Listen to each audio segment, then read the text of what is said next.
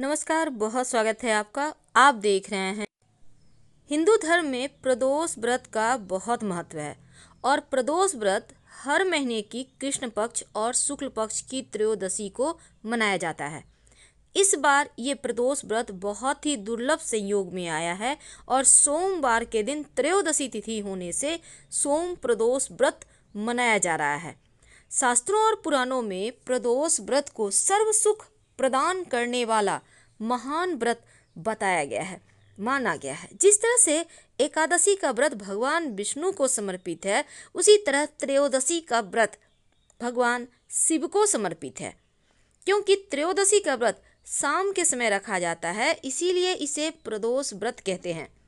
भगवान शिव को समर्पित यह व्रत करने से मोक्ष और भोग की प्राप्ति हो जाती है।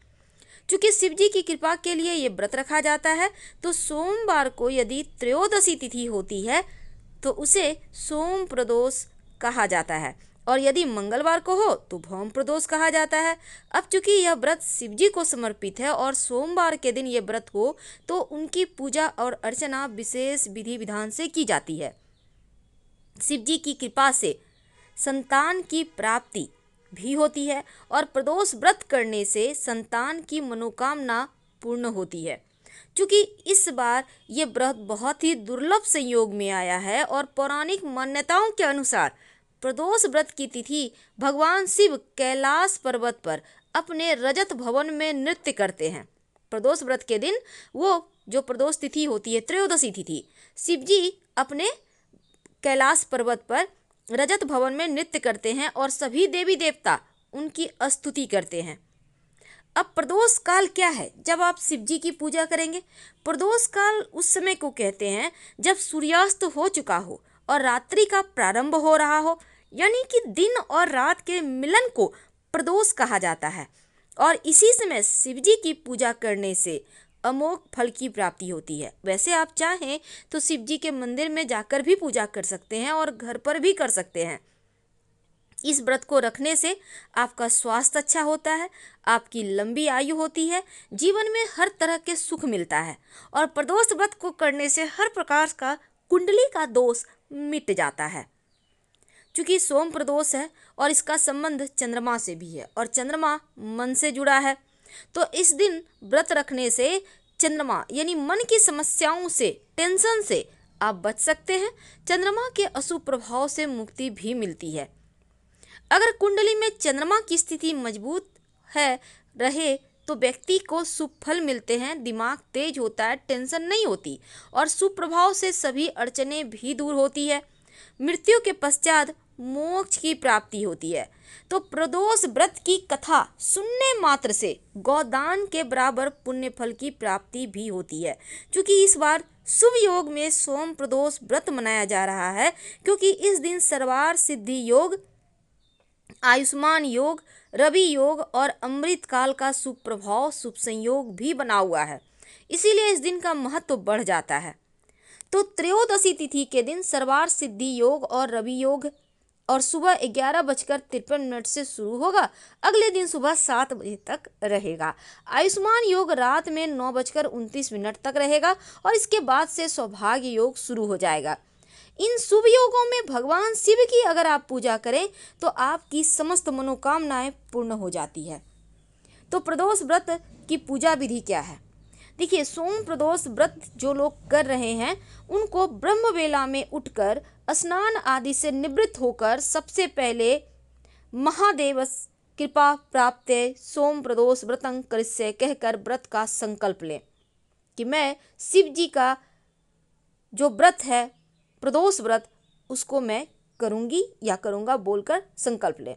इसके बाद शिव जी के मंदिर जाएं या घर में शिवलिंग है तो वहीं पे पूजा करें, बेलपत्र अक्षत अर्पित करें, जल अर्पित करें।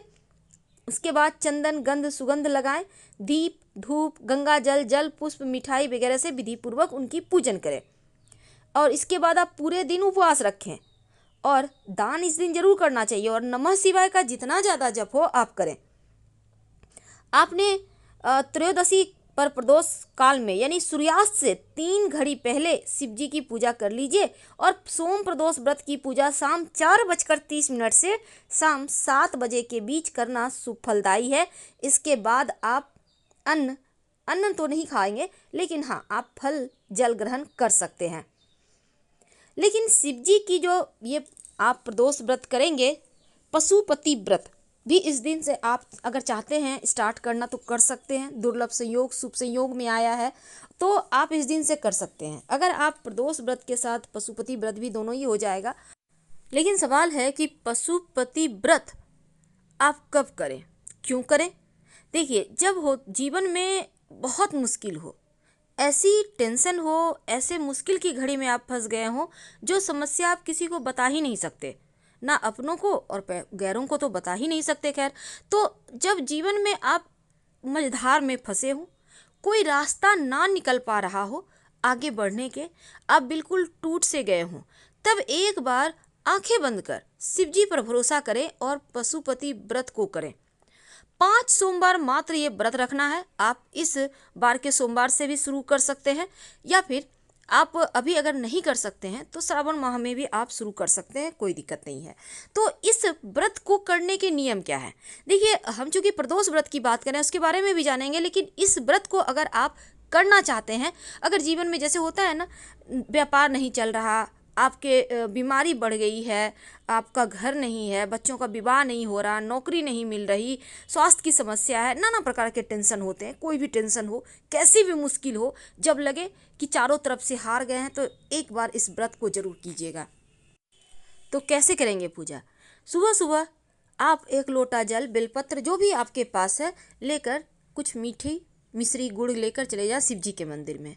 जाकर शिव जी का अभिषेक करें, पूजन करें, नमः शिवाय का खूब जप करें, और जो थाल लेकर आप जाएंगे शिव जी की पूजा करने, आप वो थाल आप अगर आप घर में करते हैं तो उस थाल को रहने दें, और अगर आप मंदिर जाकर करते हैं तो सबसे अच्छा होगा। आप जाकर पूजा करके चले आएँ और दिन में आप फल और कुछ मीठा खा सकते हैं, जल पी सकते हैं। पूरी तरह से उपवास ना भी रहें तो फल और मीठा खा के आप जल पी लें। शाम के समय आप अपने घर से 6 दिया, याद रखिए मिट्टी का 6 दिया, आप चाहे तो आटे का भी दिया बना सकते हैं।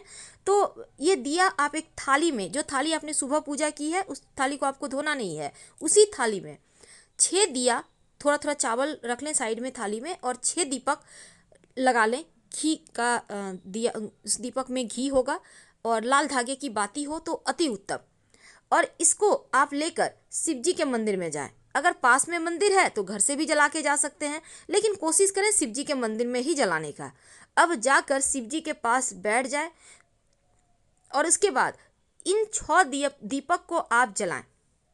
जलाने के बाद 5 दीपक शिव जी के सामने थोड़े थोड़े चावल के दाने रखकर उसके ऊपर दीपक लगाकर शिव जी के सामने रख दें। और कुछ मीठा बनाकर, यानी आप हलवा बनाकर भी ले जा सकते हैं शिव जी को भोग लगाने, या आपके नहीं बना सकते हैं अगर तो आप गुड़ की डली, इतना गुड़ ले लें कि उसका आपको 3 भाग करना है। ले जाकर आप शिव जी को जो आपने गुड़ या मीठा ले गया है उसका 3 हिस्सा करें। 2 हिस्सा शिव जी के मंदिर में किसी पत्ते या दोने पर आप रख दें, 2 हिस्सा, और जो भी है आपके पास मीठा, और 1 हिस्सा थाली में रखें। जो दीपक है थोड़ा थोड़ा चावल का दाना रखकर 5 दिया शिव जी के मंदिर में शिव जी के सामने लगा दें, और 1 दीपक, जलता हुआ दीपक, याद रखिए जलता हुआ दीपक एक थाली में अपने रख लें। अब इसके बाद ये दीपक आप रख लेंगे थाली में, और जो मीठा है उसको भी 3 हिस्से में 1 हिस्सा रखना है, 2 हिस्सा शिव जी के मंदिर में रख देना है शिव जी के सामने। 31 यानी 31 दाने हरा मूंग आपको नंदी जी महाराज को अर्पित कर देना है, यानी उनको चढ़ा देना है। 31 यानी 31। और अगर आप चाहें तो सुबह में भी नंदी महाराज को चढ़ा सकते हैं, लेकिन मीठा का भोग शाम में ही लगाना है शिव जी को, इस बात का ध्यान रखिएगा। अब जो दीपक है उसको लेकर आप अपने घर चले आइए। दीपक जो जलता हुआ दीपक है उसको लेकर घर चले आइए, और घर में जब आप घर में प्रवेश करते हैं तब आपके दाहिने तरफ, यानी जब आप घर में अंदर आ रहे हैं तो दाहिने हाथ साइड, राइट भाग में आप उस दीपक को लगा दें। और फिर घर आ जाएं और जो आपने मीठा एक हिस्सा लेकर आया है उसको, जो आप फल खाएंगे या कुछ भी खाएंगे आप आकर, तो उसको आप उस मीठा को भी खाना है, बाकी चीज़ें आप जो खाना चाहते हैं उसको खा लें। लेकिन दीपक आप घर के मुख्य दरवाजे के बाहर लगाएंगे, अंदर नहीं लाएंगे। और ये व्रत जीवन की कैसी भी समस्या हो, 5 सोमवार पशुपति व्रत रख लें तो हर मुश्किलों से आप बाहर निकल आते हैं। क्योंकि हम बात कर रहे हैं सोम प्रदोष की, इस दिन संतान प्राप्ति के लिए एक छोटा सा प्रयोग कीजिएगा। सफ़ेद आक का वही पुष्प जो शिव जी को अर्पित किया जाता है, सफ़ेद आकड़े के पौधे की जड़ थोड़ा सा ले आइए। लाने के पहले आपको निमंत्रण देना होगा, यानी कि आप एक सिक्का, एक सुपारी और थोड़ा सा जल लेकर एक दिन पहले ही जाइएगा और जाकर आप जल अर्पित कर दें पेड़ के जड़ में, और जो सिक्का सुपारी है वहाँ पर रख कर प्रार्थना करें कि हम आपको संतान की प्राप्ति के निमित्त लेने आएंगे, कल आप हमारे साथ चलिएगा। अगले दिन जाकर थोड़ा सा जड़ ले आइए, उसको धोकर शुद्ध कर लें। अब शिव जी के मंदिर में इस जड़ को लेकर चले जाएं, शिवलिंग पर इस जड़ को अर्पित कर दें और फिर शिव जी से प्रार्थना करें शीघ्र संतान की प्राप्ति के लिए। फिर ये जड़ आप ले आइए। आप चाहें तो ज़्यादा जड़ भी व्यवस्था करके ला सकते हैं, पेड़ को उखाड़ना नहीं है, थोड़ा सा जड़ लाना है। अब इस जड़ को आप अपने कमर में, खासकर जो महिला चाहती हैं संतान प्राप्ति, वो अपनी कमर में लाल या सफ़ेद धागा में बांध लेंगी और थोड़ा सा एक्स्ट्रा रखिए। आप अपने बेडरूम में भी रख सकती हैं, नहीं तो थोड़ा सा पूजा जो आपका घर है वहाँ स्टोर करके रख लें और इसको 3 महीने तक लगातार बांधे रहने दें। खुल जाए तो फिर से बांध लीजिए, खो जाए तो फिर से दोबारा से फ्रेश वाला जो आपने एक्स्ट्रा रखा है उसको बांध लीजिए। आप देखिए शिव जी की कृपा से संतान की प्राप्ति शीघ्र अतिशीघ्र होगी। आप अपने घर के मुख्य दरवाजे पर भी इसको बांध सकते हैं, नज़र दोष से रक्षा होगी। धन्यवाद। वीडियो पसंद आए तो प्लीज़ लाइक कीजिए, चैनल को सब्सक्राइब कीजिए, अपनों से शेयर कीजिए और कमेंट में हर हर महादेव जरूर लिखिए। धन्यवाद।